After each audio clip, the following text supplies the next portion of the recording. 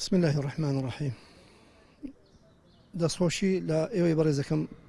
لە بەرامبەر ئەو بەرنامەی کە پێشکەشێکەکەن دەستان خۆش بی. دیارە ئێمەی کۆمەڵی ئیسلامی کە باسی ئەمانەوەی باسی ڕاپەڕینی ساڵی 1991 بکەین، ئەو دەماوەکو هێزێکی هێز و لایەنێکی ئیسلامی کە ناومان بزوتنەوەی ئیسلامی بوو. دیارە ئەمەش وەکو هەموو لایەنەکان دیکە وەکو هەموو هێزەکانی دیکە سەروی خۆمان سەرکردایەتی خۆمان ئێمەی ئاگادار کردەوە، چ لایەنی پێشمەرگە چ لایەنی ڕێخستنەکان لە ناو شار ئاگاداریان کردینەوە کە بەڵێ لە پێشی پێنج و دوای پێنجی ئازاری ساڵی 1991 ئەوە ئامادە باش بن و چی ناو شارەکان چی دەرێکە بەڵێ چاوەڕێ ڕۆژە چوینەکە کوردستانی خۆمان ئازاد کەینەوە ئینشاءالله. جاوا بوو تەشکیلاتی ئێمەی ئەو کاتی بزوتنەوە ئیسلامی کە ئێستا کۆمەڵین هێز بوو. هێزەکانمان ئەوەی کە ئێستا لە یادمە لە سنووری ئێمە من بۆ خۆم معاون هێزی شەید شێخ عومەر بووم، ئەوەی زینوێ ئەوجا هێزی ئازادی هەبوو، هێزی هەمزە هەبوو، هێزی سەلاحەدین هەبوو، لە هەموو هەرێکە لە ئاقار و لە ئاستی خۆی و لە شوێن و ڕێگاکانی خۆیان مەفاریزی دابەزی و دیارە ئیشەکانی ئێمە زیاتر دوای خاوێنکردنەوەی منتیقەی پشت دەربی توێن و ئەوجا ئەوەی کەوبەر ئێمە کەوت خەتی لەبەرەوە خەڵکی لای وەرتێ و ڕوان زۆ جیانە بووین، زیاتر لای خەتی خەلیفان و سۆران و دوای هەندێکمان دابەش بووین لە بۆ گرتنی مەعسکەر ڕەشتینی هەولێر و بەو شێوە دابەزین کە بڵێم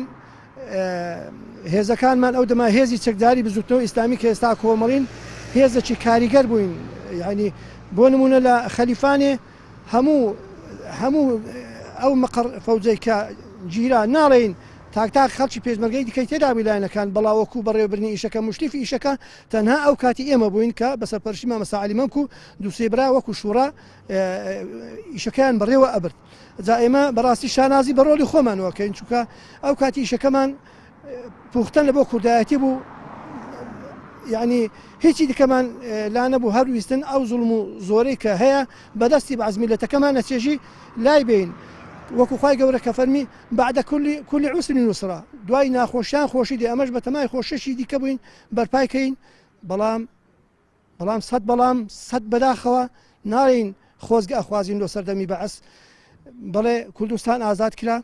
ناوی دەوڵەتداریشی لێندرا، ئەگەر ئیعترافی نێو دەوڵەتیشن پێ نەکرا، بەڵام ئیشەکانی وەکو ئیشی دەوڵەت بوون، بە سەرکردەکانمان بەڕاستی بەڕێوبەری چاک نەبوون، شوانی چاک نەبوون لە بە ئەو گەلەی ویستیان ئەو گەلە بکەنە سوتەمەنیوبی کە لە پرد و بەسەریدا بپەڕنەوە تەنها خۆیان بەو گەلە بژین و بەس گەلەکە نەژینن. ئەجا زۆر خەڵک ئەسرەت هەڵەشێشی ئیوە هەیە لە تاوا خۆی ئەڵێ خۆزگە بە ڕۆژێ دەنە کەس خۆزگە بە ڕۆژی بەعز ناخواکە لە ژێر سیبەریدا ئاژیاین، بەڵام ئێمە ئەڵێین لە ژێر بەرجی شۆڕشی کووردا خۆزگە ئەو ڕۆژەی هۆ نەبووایە. ئەگەر هەندێک ئاماژە بە ڕۆڵ و چالاکیەکانی ئەو کاتی کۆمەڵی ئیسلامی دەین کە ناومان بزوتنەوە ئیسلامی بوو، بەپێی تەقسیماتی شوێنەکان مەفاریزمان دابەش بوو. بۆ نمونە هەندێکمان بەرەو لای هەیبە سوڵتان و ئەو جیانە کە کاک عەبدولستاریش تێدا بوو، هەندێکمان بەرەوەیە کەوتینە ڕێ، هەندێکمان بەرە ئەو لای خەلیفان و ئەوانە، بەڵا زۆر شوێن کە پاکە کرانەوە لەبەرەوە ئیساف و هەیبەتی پێشمەرگە و میلەت ئاپۆڕای میلەت ئەوەندە زۆر بوو، چکە چ میلەت پێشمەرگە بێ یەکتر ئیشی پێ ناکرا، جایشەکە سەر بخۆ وەکو بڵێ تەسلیم بە ئیرادەی گەل و پێشمەرگە ئەبوو. جا بەڵام لە خەلیفان ئەگەر ئیشارەی زیاتر پێ بکەم، خەلیفان یعنی کە فەوجەکە بەردەست بوو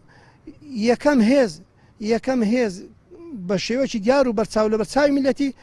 بزوتنەوە ئیسلامی ئەو کاتی کە کۆمەڵ ئیسلامینە ئێمە بووین یەکەم نەفەر و دووەم نەفەر، هەتا ئیشارەشی پێ بکەم کاک بەهادین ئێستا ماڵی لە ڕانی یەکەم نەفەر بوو کە خۆی هەڵدای ناو فەوجەکە، مەدی خۆش نەکەی ئێمەش بە دوایانەوە بووین و خزمێشمان پێشمەرگەیەکمان بە ناوی شێخ مستەفا لەسەر پردەکە بریندار بوو و هەزارها خەڵک یعنی جەیش و میلەتێک هەڵ بوو، بەڵام ئەوەی کە دیار بوو بەس بزوتنەوە ئیسلامی ئەو دەمای بوو کە کۆمەڵ بوو، ئێستا کۆمەڵە خەڵکی دیکەشی تێدا بوو، ناڵی هەرتێیدا نەبوو، بەس ئەوەندەیە میلەت بەهۆی پێشمەرگە چای بووە، پێشمەرگەش بەهۆی میلەتەوە ئازایەتی زیاتر بوو، ئەوە بوو ئەو ڕاپەڕینە گەورەی بەرپا کرد و خوا ڕەحمی پێ کرد و وڵاتەکەی لە بۆ ئازاد بوو.